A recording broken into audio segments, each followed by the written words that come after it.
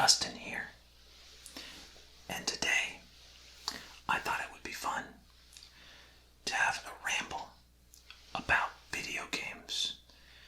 And so, to do so, I have picked out essentially two game series,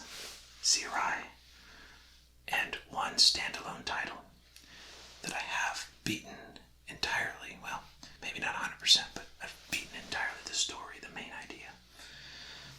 And I wanted to share those with you, and also present to you some of my thoughts about those video games, and maybe get you interested in playing them if you haven't. For those of us that aren't really into video games, I apologize that this might not strike your fancy too much, but hopefully you can still use this video to relax, to sleep, or just focus, some background noise, white noise, if you will, in a way. So hopefully it's still helpful. Before we get started, if you could do me a huge favor and press the like button, that is to click or to tap if you're on mobile, the like button below this video. It really helps out the channel and gets this video out to more fellow Tinglectuals such as yourself. Have you done that? Great. Okay.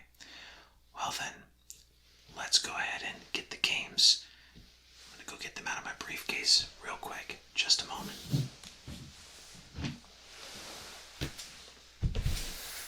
Oh, and of course, what Professor ASMR video would be complete without some briefcase tapping whenever applicable. That's a funny word, right? Applicable. A lot of people like to pronunciate that word. Applicable. Which I guess is technically correct, but it's hard to say. Either way, let's get the games out.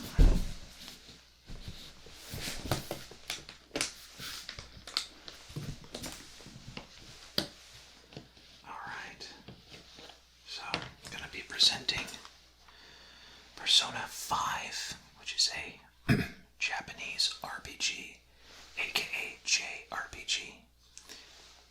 Turn-based. More about that later. I also have the Royale version of it too, so in case you're wondering, I had both. Anyway, more on that later.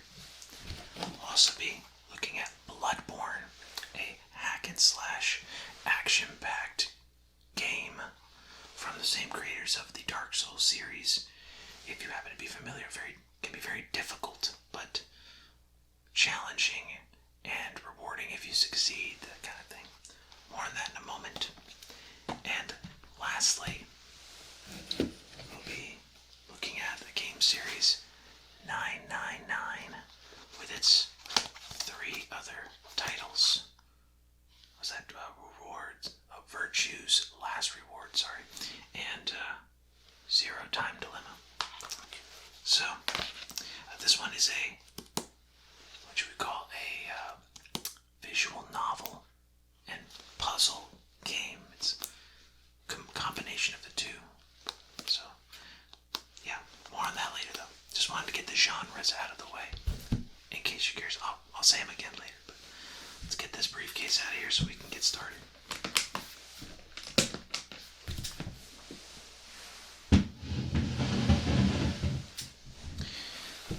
Okay. So, let's begin with Persona 5.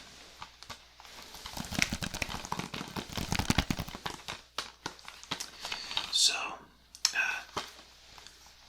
the Persona series is the 5th installment of the Persona series, but you don't really have to play the first 4 previous installments in order to enjoy the story that is unique to this game, Persona 5.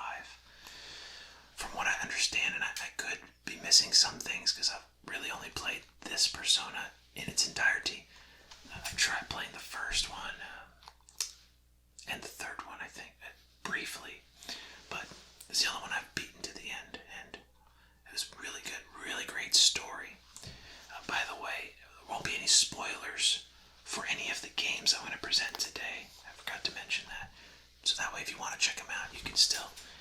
experience and enjoy the surprises the creators intended. So I don't want to take that away from you, especially if you want to try it. But I'll give you a little gist. So, right, Persona 5, kind of like Final Fantasy, if you've ever played those, where the enemies, and there's some reoccurring enemies and reoccurring characters. I think Sid is the only one that I understand it. There's maybe some themes. But in Persona, the personas, that is I believe it's the kind of the soul or the second nature, if you will, of a person can be unlocked and used as kind of a weapon in a way, similar to Final Fantasy with the whole summons or guardian forces, or whichever Final Fantasy you're playing, where you can summon a persona, your persona, whatever that is. Now, you can get multiple personas. It's not just, your soul, but it's like souls in general, ghosts, the persona. I guess that's really what it should be. So, sorry I'm not being as descriptive. I know some people might know a little bit more, so definitely leave it in the comments a little bit more clarity on a persona in the game here. But you play as this guy right here. He's the main character. I don't know if you can see that too well, but if you played Super Smash Brothers, you'll know he is known as Joker.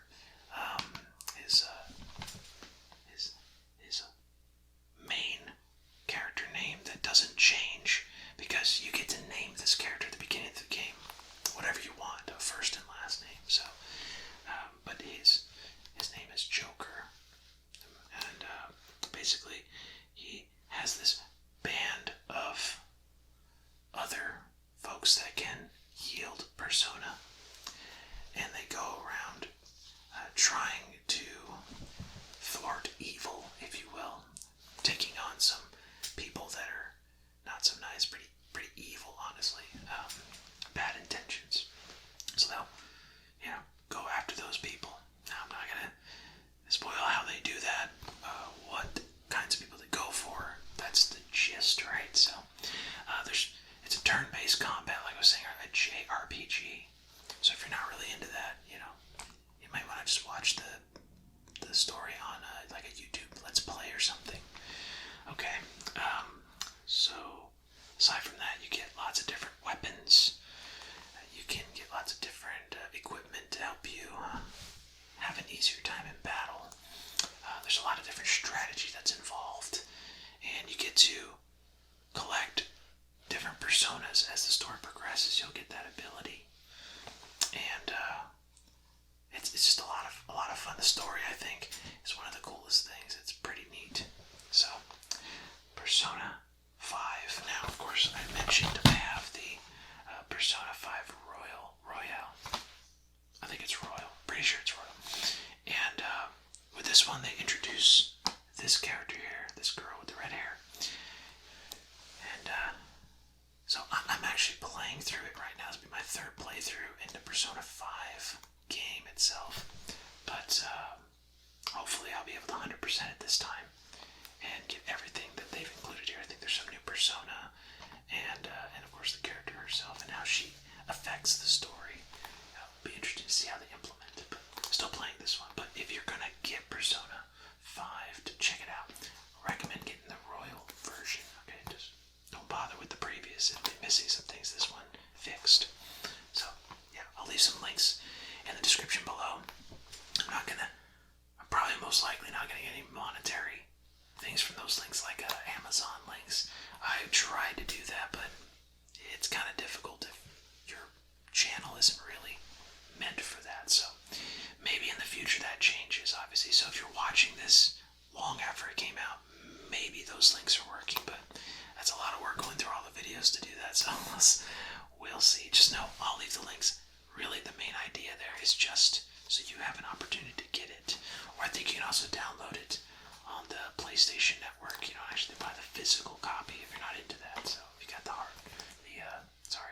storage space on the PlayStation. So Persona 5, check it out. And if you've already checked it out, then you probably agree it's pretty great. Alright. Next up we have Bloodborne.